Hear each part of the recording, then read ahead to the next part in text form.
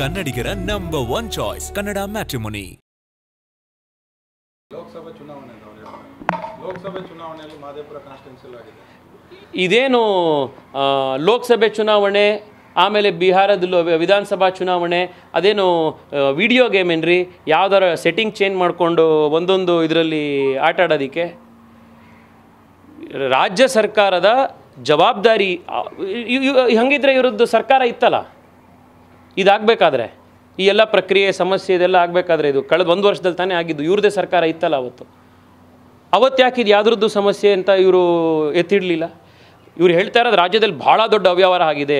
ರಾಹುಲ್ ಗಾಂಧಿಯವರಂತೂ ಹೇಳಿದ್ದಾರೆ ಅದನ್ನು ನಾವೇನಾದರೂ ಬಿಡುಗಡೆ ಮಾಡಿದ್ರೆ ಟೈಮ್ ಬಾಂಬ್ ಆಗಿಬಿಡುತ್ತೆ, ಅಟಮ್ ಬಾಂಬ್ ಹೊಡಿಯುತ್ತೆ ಅಂತ ಎಲ್ಲ. ಈ ಅಟಮ್ ಬಾಂಬನ್ನು ನೀವು ಯಾಕೆ ಇಟ್ಕೊಂಡು ಕೂತಿದ್ರಿ 1.5 ವರ್ಷ ಬಿಹಾರ್ ಎಲೆಕ್ಷನ್ ಬರೋವರೆಗೂ? ರಾಹುಲ್ ಗಾಂಧಿ ಅವರಿಗೆ ಬಿಹಾರ್ ಎಲೆಕ್ಷನ್ಗಿಂತ ಲೋಕಸಭಾ ಎಲೆಕ್ಷನ್ ಇನ್ನೂ ಇಂಪಾರ್ಟೆಂಟ್ ಅಲ್ಲ. 2024ರಲ್ಲೇ ನೀವು ಎಲೆಕ್ಷನ್ ಮುಗ್ದಿದ ತಕ್ಷಣ ಹೇಳಬೇಕಿತ್ತು. ಅಟಮ್ ಬಾಂಬನ್ನು ಯಾಕೆ ಕೈಯಲ್ಲಿ ಇಟ್ಕೊಂಡು ಕೂತಿದ್ರಿ ನೀವು 1.5 ವರ್ಷ? ಕನ್ನಡ ಮ್ಯಾಟ್ರಿಮೋನಿಯಲ್ಲಿ ಹೇರಾಳವಾದ ಚಾಯ್ಸ್ ಇದೆ. ಲಕ್ಷಾಂತರ ಜನರಿಗೆ ನಮ್ಮ ಕನ್ನಡ ಮ್ಯಾಟ್ರಿಮೋನಿ ಮೂಲಕ ಮದುವೆ ಆಗಿದೆ. ಇದಕ್ಕಿಂತ ಬೇರೇನ್ ಬೇಕು? ಕನ್ನಡಿಗರ ನಂಬರ್ 1 ಚಾಯ್ಸ್ ಕನ್ನಡ ಮ್ಯಾಟ್ರಿಮೋನಿ.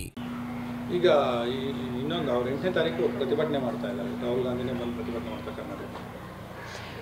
ಇದಕ್ಕೆ ಸಂಬಂಧಪಟ್ಟ ನೋಡಿ, ರಾಹುಲ್ ಗಾಂಧಿ ಅವರಿಗೆ ಕಾಂಗ್ರೆಸ್ ಪಾರ್ಟಿಗೆ ಏನಾಗಿದೆ ಅಂದರೆ, ಒಂದು ಮಾನಸಿಕವಾಗಿ ಅವರಿಗೆ ಇನ್ನೂ ನಮ್ಮನ್ನು ಬಿಟ್ಟು ಇನ್ನೊಬ್ಬರು 10-11 ವರ್ಷ ಹೆಂಗೆ ಈ ದೇಶನ ಆಳ್ತಾ ಇದ್ದಾರೆ, ಹೆಂಗೆ ಈ ದೇಶದಲ್ಲಿ ಅವರು ಪ್ರಧಾನಮಂತ್ರಿಗಳಾಗಿದ್ದಾರೆ ಅನ್ನೋದನ್ನು ಜೀರ್ಣಿಸ್ಕೊಳ್ಳಿಕ್ಕೆ ಇಷ್ಟು ವರ್ಷ ಆದರೂ ಆಗಿಲ್ಲ.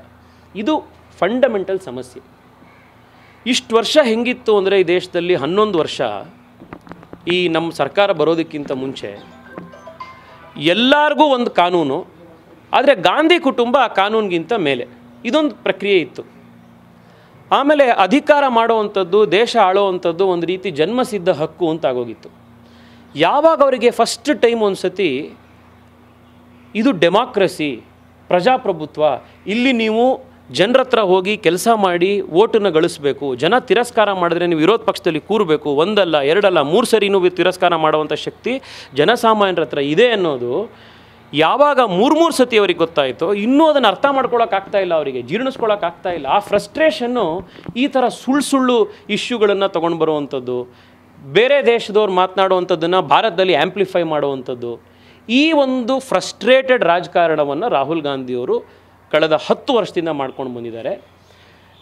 ಅವರು ಅಟ್ಯಾಕ್ ಮಾಡದಲ್ಲೇ ಇರುವಂಥ ದೇಶದ ಒಂದು ಸಾಂವಿಧಾನಿಕ ಸಂಸ್ಥೆನೇ ಇವತ್ತು ಉಳಿದಿಲ್ಲ. ಎಲೆಕ್ಷನ್ ಕಮಿಷನ್ ಅಟ್ಯಾಕ್ ಮಾಡಿದ್ರು, CAGನ ಅಟ್ಯಾಕ್ ಮಾಡಿದ್ರು, CVCನ ಅಟ್ಯಾಕ್ ಮಾಡಿದ್ರು, ಲೋಕ್ಪಾಲನ್ನು ಅಟ್ಯಾಕ್ ಮಾಡಿದ್ರು, ನ್ಯಾಯಾಲಯಗಳನ್ನು ಅಟ್ಯಾಕ್ ಮಾಡಿದ್ರು, ಪಾರ್ಲಿಮೆಂಟನ್ನು ಅಟ್ಯಾಕ್ ಮಾಡಿದ್ರು. ಇನ್ಯಾವುದನ್ನು ಉಳಿಸಿದ್ದಾರೆ ಇವರು? This is the root cause of Rahul Gandhi's frustrated politics. ಕನ್ನಡಿಗರ ನಂಬರ್ 1 ಚಾಯ್ಸ್ ಕನ್ನಡ ಮ್ಯಾಟ್ರಿಮೋನಿ.